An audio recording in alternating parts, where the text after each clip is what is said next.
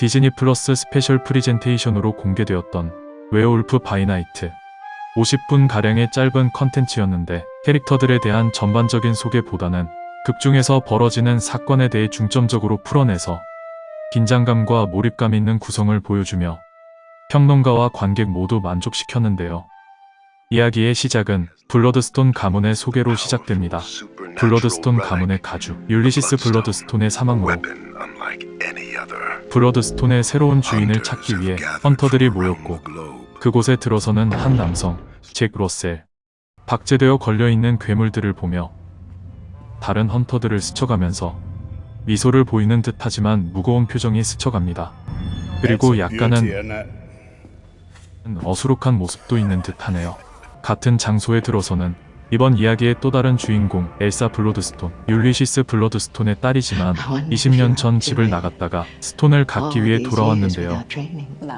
아버지의 훈련을 받지 않고 스스로 훈련했다고 하는데 굳이 아버지의 훈련에 대해 언급되는 걸 봐선 엘사는 원작처럼 아동학대라고 봐야 하는 일들을 겪은 듯합니다. 그래서인지 20년 만의 집인데도 꼽주는 계모 베루사와 차가운 표정으로 일관하는 그녀의 모습이 그녀 역시 평범한 가정에서 자라진 못한 듯합니다. 율리시스 블러드스톤이 관 속에서 모습을 드러내고 블러드스톤 쟁탈전의 시작을 알리며 괴물에 부착된 블러드스톤을 찾는 5명의 사냥이 시작됩니다. 엘사는 2번의 사투를 겪고 선조들의 관이 안치된 곳에서 휴식을 취하는데 그곳에 쫓기듯 들어온 잭. 열쇠가 없는 방에 갇히고 맙니다. 그녀를 공격하던 헌터들과 다르게 그녀의 상처를 봐주는 잭. 그의 목적은 애초에 스톤이 아니었고 그들이 잡기로 한 괴물을 구출하기 위해 온 것이었다고 합니다. 그와 힘을 합치게 되고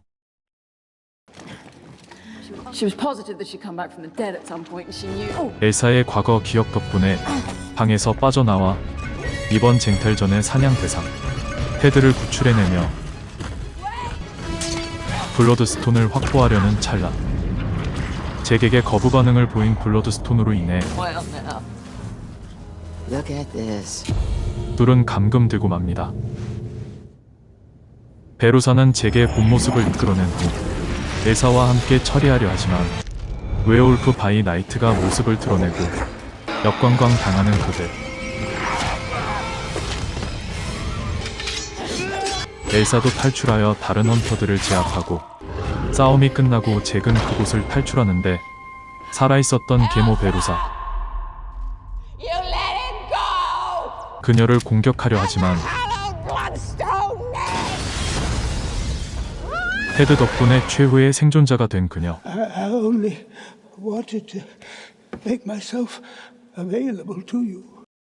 엘사는 블러드스톤과 블러드스톤 가문을 갖게 되고 잭은 테드와 함께 앉아 웨어울프가 된 상태에서도 알아볼 정도로 각별한 사이가 된 엘사를 걱정하고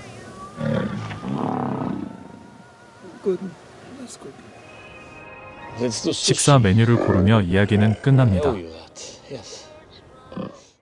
언뜻 봐선 MCU 세계관과 접점이 없이 독립적으로 만들어진 이야기처럼 보였는데요. 이야기의 시작 부분의 배경을 설명하는 나레이션에서 이미 잘 알려진 MCU 속 세계를 말하고 이와 대비되게 라며 어둠을 하나의 세계처럼 표현하고 그곳은 괴물들이 살고 있다고 말하며 드웰이라는 동사를 사용합니다. 2021년에 개봉했던 샹치에서 나왔던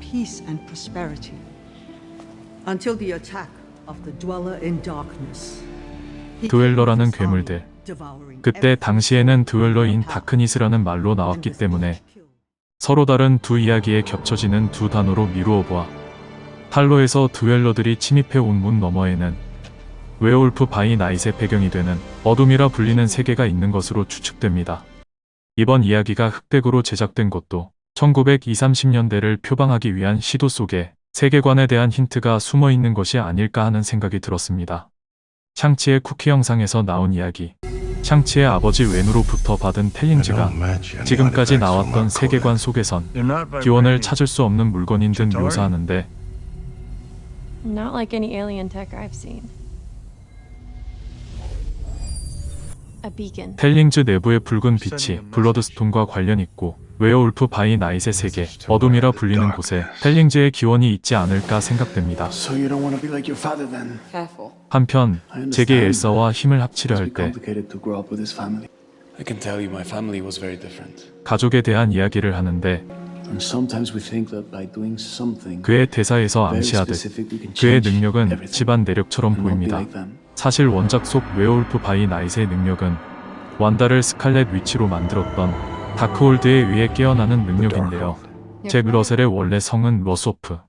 대략 18세기 동안이나 잠재되었던 그의 혈통 속 늑대인간은 잭의 아버지 그레고리 러소프가 다크홀드를 번역하면서 깨어나게 되었고 그레고리가 죽고 그의 어머니는 필립 러셀이라는 인물과 재혼하여 잭의 성은 이때 러셀로 바뀌고 그의 친아버지가 남겼던 다크홀드의 내용이 적힌 노트를 잭이 알고 지내던 신부가 번역함으로써 그 역시 늑대인간이 되었는데 사실 양아버지 필립이 친아버지 그레고리의 형제였다는 여러모로 어지러질한 삶을 살았는데요.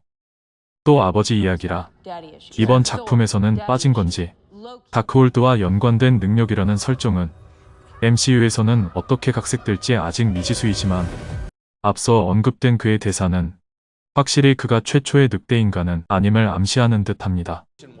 세계관 속에서 많은 사람들의 시선 속에 이야기를 만들었던 지난 작품들과는 다르게 세상에 이목이 없는 곳에서 있었던 둘의 새로운 이야기, 웨어울프 바이 나이트였습니다.